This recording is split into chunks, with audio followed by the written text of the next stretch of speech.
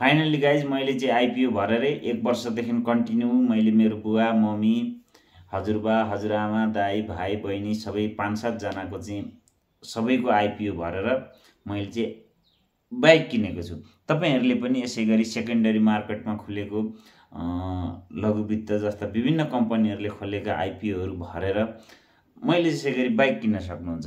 मैले लगभग 1 वर्षसम्म काम गर्दाखेरि विभिन्न थुप्रैवटा कम्पनीहरुको आइपिओ हात पार्न सफल भएको थिएँ। तपाईहरु पनि यसै गरी आइपिओ हात सफल पार्न चाहनुहुन्छ भने नजिकैको आफूले खोलेको ब्याङ्कमा गएर डिम्याट भरेर डिम्याट मार्फत आफूले आइपिओ भर्न चाहनुहुन्छ र आइपिओ पर्ने तरिका कसरी भर्दा आफूलाई आइपिओ पर्छ भन्ने कुरो मैले अघिल्लो भिडियोमा राखिदिएको छु, डिस्क्रिप्सनमा गएर हेर्नु होला। नमस्ते, म चाहिँ विष्णु गौतम। मेरो युट्युब च्यानल विष्णु गौतम 704 हेर्नुभएका सम्पूर्ण दर्शकहरूलाई मेरो हार्दिक नमन। मैले अघि नै भनिसकेँ, मेरो आइपिओ मैले चाहिँ करिब 1 वर्षदेखि मैले निरन्तर आइपिओ भर्ने काम गरिरहेँ। मैले मेरो बुवालाई पनि 2टा आइपिओ पर्यो, मेरो मम्मीलाई पनि 2टा आइपिओ पर्यो। मेरो बुवा भेमकुमार गौतम, मम्मी देवीमाया गौतम र म विष्णु गौतम, मेरो बहिनी निरुता गौतम, भाइ चाहिँ सागर गौतम, दाइ शंकर, सबैको आइपिओ म आफैले चलाएर म आफैले भरेको थिएँ र सबैको आइपिओ धेरै प्रयास गरेँ, कहिले परेको थिएन। पछि भएपछि पर्दै जान थाल्यो, 4-5 वटा पछि पर्दै लगभग 10 वटा जति आइपिओ मेरो सबै फ्यामिलीलाई गरेर 10 वटा जति आइपिओ पर्यो। 10 वटा जति आइपिओ पर्दाखेरि मैले बेच्दै गएपछि मसँग लगभग 2-2.5 लाख रुपियाँ पैसा पनि भयो। अनि त्यो पैसाले अलिअलि थपथाप गरेर मैले बाइक किनेको छु।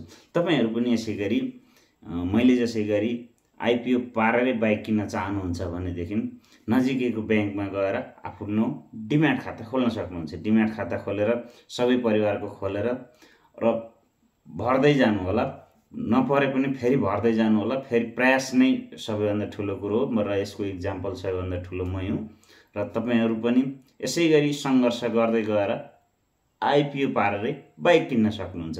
मैले चाहिँ लगभग धेरै प्रयास गरेपछि मलाई आइपिओ परेको थियो र तपाईहरु सामु यो भिडियो जानकारीको लागि राखिदिएको छु र मैले अहिले चाहिँ यो एफजेड बाइक किनेको छु। तपाईहरुलाई युट्युबमा थम्बनेल हेरेरै थाहा पाउनु भइसक्यो र आजको भिडियो कस्तो लाग्यो लाइक, शेयर, कमेन्ट र सब्स्क्राइब पनि गर्न नभुल्नु होला।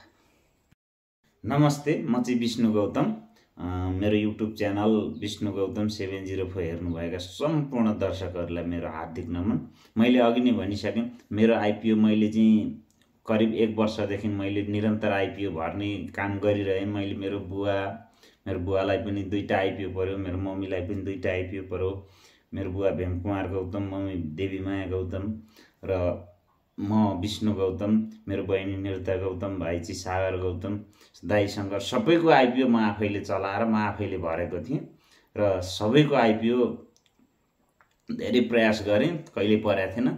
पछि भएपछि पर्दै जान थाल्यो, 4-5 वटा पछि पर्दै लगभग 10 वटा जति आइपिओ मेरो सबै फ्यामिलीलाई गरेर 10 वटा जति आइपिओ पर्यो। 10 वटा जति आइपिओ पर्दाखेरि मैले बेच्दै गएपछि मसँग लगभग 2-2.5 लाख रुपियाँ पैसा पनि भयो। अनि त्यो पैसाले अलिअलि थपथाप गरेर मैले बाइक किनेको छु।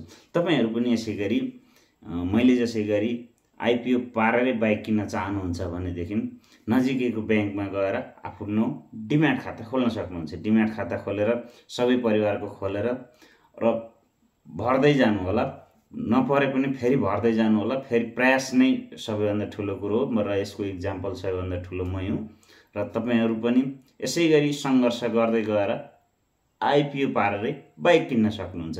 मैले चाहिँ लगभग धेरै प्रयास गरेपछि मलाई आइपिओ परेको थियो र तपाईहरु सामु यो भिडियो जानकारीको लागि राखिदिएको छु र मैले अहिले चाहिँ यो एफजेड बाइक किनेको छु। तपाईहरुलाई युट्युबमा थम्बनेल हेरेरै थाहा पाउनु भइसक्यो र आजको भिडियो कस्तो लाग्यो लाइक, शेयर, कमेन्ट र सब्स्क्राइब पनि गर्न नभुल्नु होला।